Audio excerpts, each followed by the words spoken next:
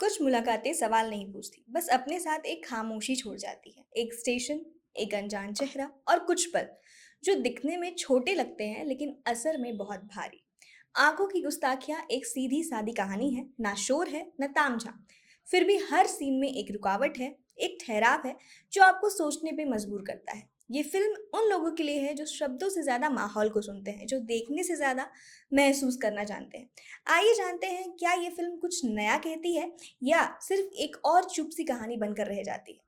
भारत के मशहूर writer Padmashri Ruskin bond की किताब the eyes have it by से बनी फिल्म आंखों की गुस्ताखिया का ट्रेलर बड़ा ही शानदार था। देखने के बाद लगा था फिल्म बहुत जबरदस्त होगी, इसमें कुछ तो बात होगी। ऐसा लगा जैसे बॉलीवुड इंडस्ट्री में कुछ ना कुछ तो धमाकेदार बनाने की कोशिश की गई है। ऊपर से इस फिल्म में विक्रांत मैसी का नाम जुड़ा था, जो अपनी दमदार एक्टिंग के लिए जाने जाते हैं। साथ ही संजय कपूर की बेटी शनाया कपूर का डेब्यू भी था। ट्रेलर में दोनों की अच्छी केमिस्ट्री दिख रही थी, लेकिन आंखों की गुस्ताखियां देखने की गुस्ताखी करने से पहले आप इस रिव्यू को देख लीजिए, नहीं तो इस मूवी को देखने की गुस्ताखी करने के बाद आपके पैसे यकीनन डूब जाएंगे। शुरुआती आधे घंटे लोगों की उम्मीदों को जगाने के बाद ये फिल्म अगले ही पल उम्मीदें तोड़ देती है। हाले दिल के अरमान आंसुओं में बह जाते हैं। बात अगर कहानी की करें तो कहानी शुरू होती है सबा शेरगिल और जहान से, जो एक ट्रेन के कंपार्टमेंट में एक दूसरे से टकराते हैं। एक ने आंखों पर पट्टी बांध रखी है, वजह आपको फिल्म देखकर पता चलेगी, और दूसरा सच में देख नहीं सकता। दोनों एक ही जगह तो जा रहे हैं, लेकिन मंजिल अलग है। अब इनके रास्ते किस तरह से आपस से जुड़ते हैं, ये जानने के लिए आपको थिएटर तक का सफर तय करना पड़ेगा। अब सवाल ये है कि क्या आप वो सफर तय करना चाहते हैं। बात करें कि फिल्म कैसी है, तो फिल्म का पहला आधा घंटा आपको गुदगुदाएगा, हंसाएगा और यकीन दिलाएगा कि आप एक बेहतरीन रोमांटिक कॉमेडी ड्रामा देखने वाले हैं। आप आराम से पॉपकॉर्न लेकर बैठेंगे और सोचेंगे कि चलो कुछ तो अच्छा मिल गया, लेकिन फिर अचानक से फिल्म ठंडी पड़ जाती है, इतनी की एसी की जरूरत भी नहीं पड़ती। क्लाइमेक्स तो इतना प्रिडिक्टेबल है कि इसे शुरू होने से पहले ही आप बता देंगे कि आगे क्या होने वाला है। सरप्राइज एलिमेंट वो तो बेचारा कहीं गुमनाम गलियों में खोसा गया है। बात अगर डायरेक्शन की जाए तो आंखों की गुस्ताखिया फिल्म को डायरेक्ट संतोष सिंह ने किया है। संतोष ने विक्रांत मैसी और सिद्धार्थ शुक्ला की popular web series broken but beautiful को भी डायरेक्ट किया था। लगता है संतोष जी अपनी पुरानी वेब सीरीज वाली स्टाइल से बाहर नहीं निकल पाए हैं, या फिर शायद इस लंबी और खिंची हुई स्क्रिप्ट ने उन्हें बांध रखा है। फिल्म में कई सारे लूप होल्स आपको साफ तौर पे देखने को मिल जाएंगे। कहानी में कई लूप होल्स हैं। एग्जाम्पल के तौर पे जब सबा ने आंखों पर पट्टी बांध रखी है, तो ऐसा लगता है कि उसे सुनाई भी नहीं देता। अब ऐसा क्यों है ये समझ नहीं आता। वो समझ ही नहीं पाती कि उसके साथ जो इंसान है उसके साथ वो छड़ी लेके चल रहा है। फिल्म में एक गाना है जहाँ सबा जहान की वॉकिंग स्टिक हाथ में पकड़कर डांस कर रही है, मानो उसे पता ही नहीं है कि वो छड़ी किस लिए है। ऐसे कई सारे लूप होल्स फिल्म में जगह जगह बिखरे पड़े हैं, जो कहानी को कमजोर करते हैं और सवाल खड़ा करते हैं। कुछ सीन मजेदार है, लेकिन कुल मिलाकर फिल्म दिलचस्प नहीं लगती।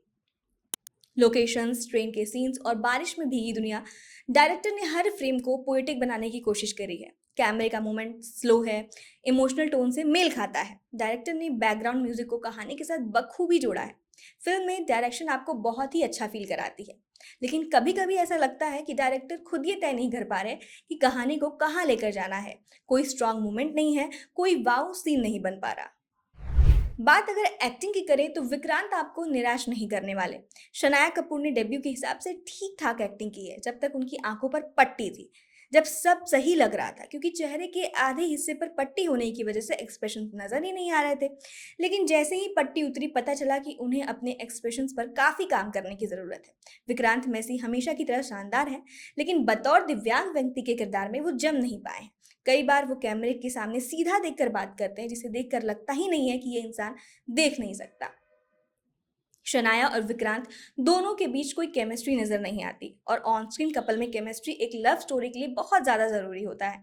विक्रांत मैसी से थोड़ी ज्यादा उम्मीद थी, पर लंबी और बोरिंग स्क्रिप्ट और डायरेक्शन का असर उनकी एक्टिंग पर साफ तौर पे नजर आ रहा है। बाकी कलाकार कुछ जगहों पर एक्टिंग कम और ओवर एक्टिंग करते हुए ज्यादा दिखाई दे रहे हैं, जिससे फिल्म कमजोर हो गई है। कुल मिलाकर एक्टिंग का स्तर अच्छा है, जहां पर विक्रांत ने अपने किरदार को बखूबी निभाया है। बाकी कलाकार कुछ जगहों पर एक्टिंग कम और ओवर एक्टिंग ज्यादा करते हुए दिखाई देते हैं, जिससे फिल्म और कमजोर महसूस होती है। कुल मिलाकर एक्टिंग का स्तर अच्छा है, जहां विक्रांत ने अपने किरदार को खूबसूरती से निभाया है, लेकिन बाकी कलाकारों की एक्टिंग थोड़ी फीकी हो गई है। दोनों के बीच बेहतर केमिस्ट्री होती तो फिल्म का इमोशनल इम्पैक्ट और भी ज्यादा मजबूत हो सकता था। बात अगर देखे या ना देखने की करें तो अगर आप एक गहरी धीमी-धीमी चलने वाली इमोशनल रिच कहानी देखना चाहते हैं तो ये फ़िल्म आपके लिए है। वरना अगर आप एक फुल ऑन एंटरटेनमेंट, ड्रामा और फ़ास्ट पेस वाले फ़िल्म पसंद करते हैं तो ये फ़िल्म शायद उतनी असरदार ना लगे। क्योंकि ये फ़िल्म आपको शुरुआत में उम्मीदें तो जगा सकती है लेकिन बाद में निराश कर सकती है। अगर आप इस वीकेंड कोई रोमांटिक ड्रामा देखना चाहते हैं तो शायद इसे एक बार देखा जा सकता है, वो भी बहुत ज़्यादा उम्मीदें लगाकर नहीं। नहीं तो आप इसे ओटीटी प्लेटफ़ॉर्म पर आने का इंतज़ार कर सकते हैं। रिव्यू पसंद आई हो तो वीडियो को लाइक, चैनल को सब्सक्राइब करना ना भूलें।